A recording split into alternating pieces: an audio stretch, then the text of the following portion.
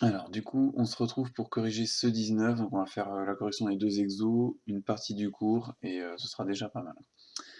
On a ici à choisir un schéma de Lewis, du coup je repasse pas, enfin voilà, on parle du cyanure d'hydrogène, hein, je vous laisse lire ça, HCN. Déterminer lequel en expliquant les raisons qui ont amené à éliminer les autres. Alors, on a vu en cours que l'hydrogène faisait qu'une liaison, un doublé liant et aucun doublé non liant. C'est le cas pour tous ici, donc l'hydrogène ne va pas servir à départager. On a vu que le carbone devait faire 4 liaisons, 4 doublés liants et 0 doublé non liant. Donc celui-là c'est bon, là c'est pas bon, puisqu'on a 3 liaisons seulement. Là il y en a un petit peu trop, 1, 2, 3, 4, 5 au total, donc c'est pas bon non plus celui-là, puisque là on a 5 liaisons pour le carbone, et là donc on a dit 3 liaisons. Et là ce serait bon puisqu'on a 4 liaisons pour le carbone aussi. Alors il reste que la D du coup, et la A départagée, et bien on a vu que l'azote N faisait 3 doublés liants, donc c'est le cas dans les deux, et un doublé non liant, et bien là il manque quelque chose. Il doit être ici. Du coup c'est la D qui est la bonne, et la petite A n'est pas bonne puisqu'il manque un doublé non liant sur l'azote. Bon voilà, je vous laisse remettre la vidéo en arrière éventuellement. Je passe au 19. Pardon, je passe au 22. Ici, alors, la molécule de phosphine pH3 peut s'obtenir en retirant un ion hydrogène H+ à l'ion phosphonium pH4+, ok. On nous dit ensuite nommer puis interpréter la géométrie de l'ion phosphonium. Alors l'ion phosphonium, bah, du coup c'est celui-là, pH4+, et on nous donne la géométrie ici. Nommer puis interpréter. Alors nommer, bah, c'est tétraédrique, hein, comme on a vu en TP. Et ensuite, interpréter. Pourquoi ça fait ça? Parce qu'on a un atome central, donc ici, le phosphore, hein, avec 4 atomes autour. Alors il y a quelque chose, il y a une charge positive, d'accord, mais ça ne change rien au fait qu'il y ait 4 atomes autour. Ce sont 4 doublés liants, il n'y a pas de doublé non liant, et bien on a vu, hein, c'est le cas n égale 4 avec aucun doublé non liant. Donc dans ce cas-là, on a vu que c'était un tétraèdre, avec au centre du tétraèdre le phosphore, et à chaque sommet du tétraèdre, eh bien, les atomes considérés, en l'occurrence ici de l'hydrogène. Donc voilà pourquoi ça fait un tétraèdre, hein. On a un atome central avec 4 doublés liants. Petit b, interpréter la géométrie de la molécule de phosphine, suggérer un nom pour cette géométrie. Alors la phosphine, du coup, c'est pH3, celle-ci. On nous dit interpréter la géométrie. Alors pourquoi ça fait pas la même chose? Bah, on a un atome central, relié à 4 trucs, mais on a 3 doublés liants cette fois et un doublé non liant. Donc on est toujours dans le cas n égale 4, mais avec un doublé non liant. Et à ce moment-là, on a vu que ça faisait une pyramide à base triangulaire dans le TP. D'accord? En fait, au-dessus, là, hein, ici, on a le doublé non liant. C'est-à-dire à la place de ça, j'ai un doublé non liant qui va occuper de la place pardon, et qui va du coup appuyer sur les autres hydrogènes.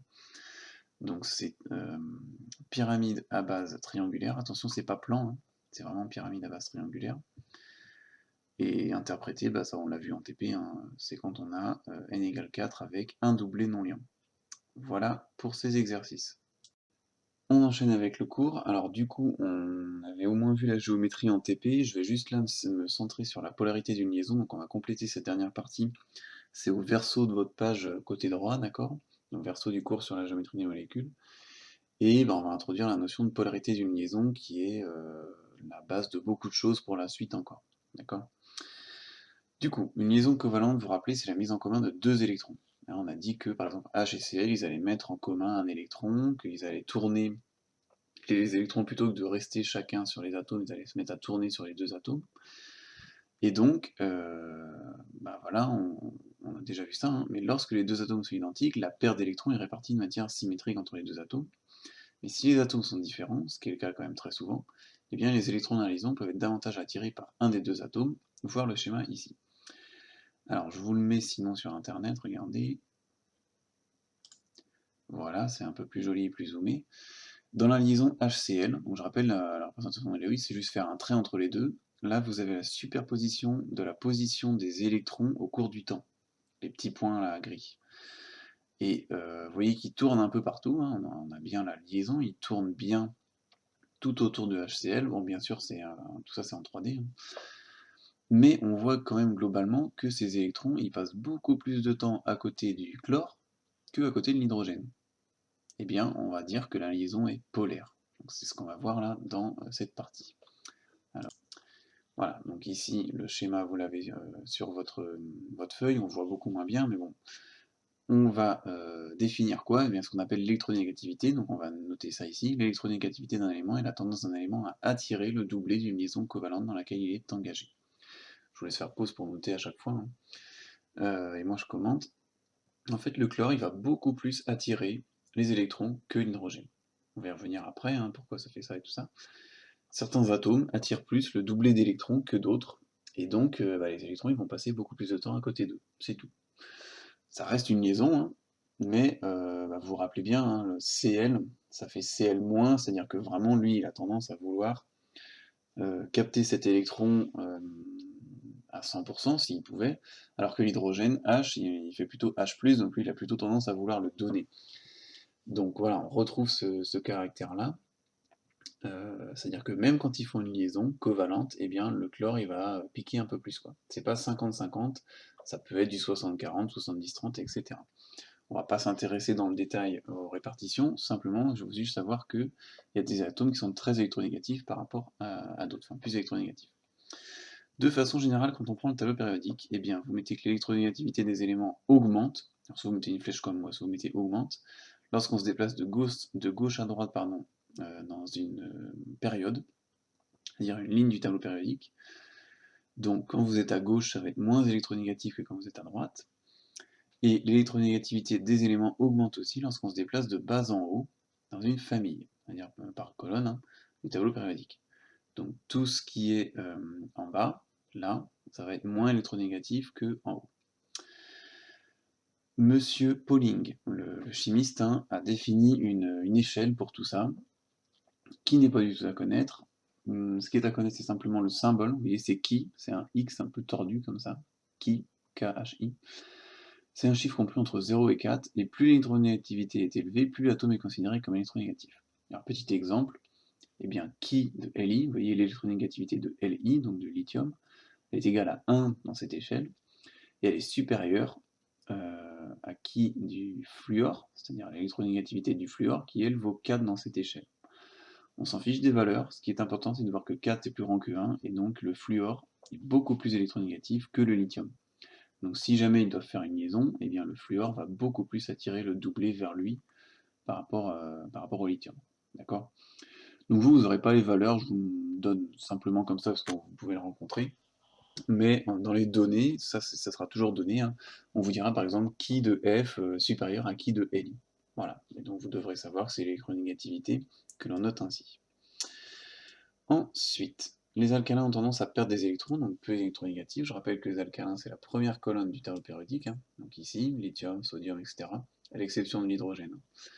Alors que les halogènes, l'avant-dernière colonne, ont tendance à gagner des électrons, donc ils sont très électronégatifs. L'exemple est bien le chlore. Ainsi, ils peuvent acquérir chacun la structure des gaz nobles, et on peut retenir aussi que l'oxygène est l'élément le plus électronégatif après le fluor. Donc le fluor, c'est vraiment le plus électronégatif. Après, c'est un élément qui est assez peu utilisé en chimie, qui est relativement dangereux. Donc voilà, par exemple l'acide fluorhydrique, on a interdiction de manipuler au lycée, et même dans le supérieur, il faut des autorisations spéciales, c'est extrêmement dangereux.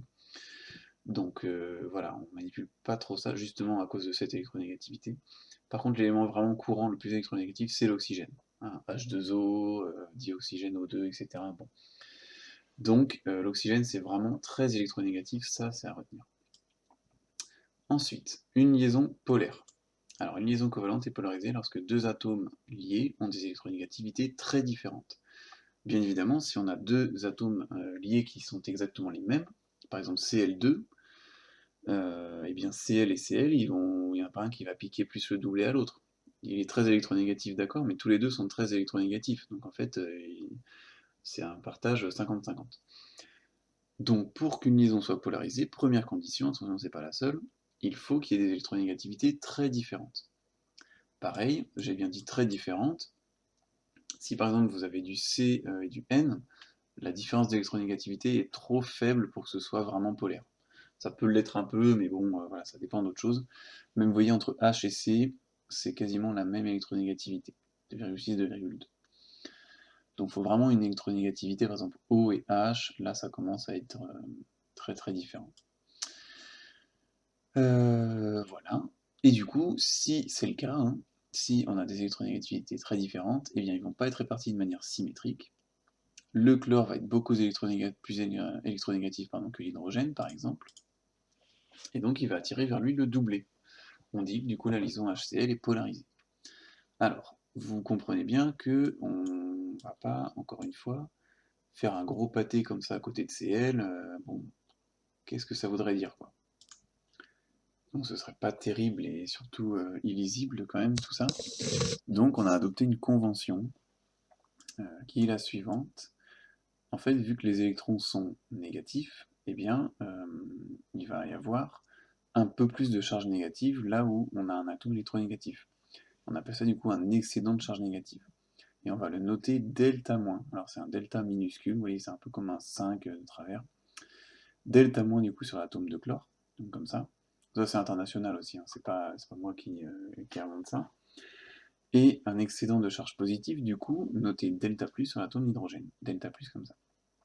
Pourquoi? Mais parce que là, on a moins de charges négatives qu'on devrait en avoir, du coup, ça veut dire qu'on a des charges positives.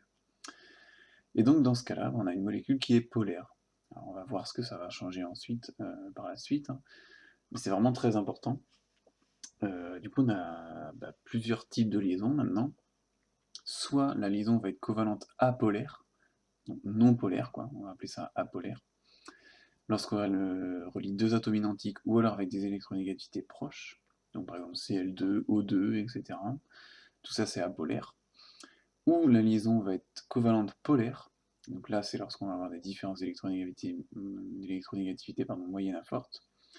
Et donc le doublet d'électrons va être globalement plus proche de l'atome qui est le plus électronégatif, donc ça c'est le cas de la molécule HCl par exemple.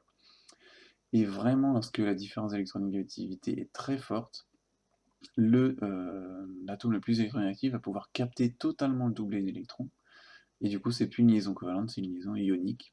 Donc ça c'est l'exemple du sel. NaCl, vous le mettez dans l'eau, ça devient Na+, et Cl-.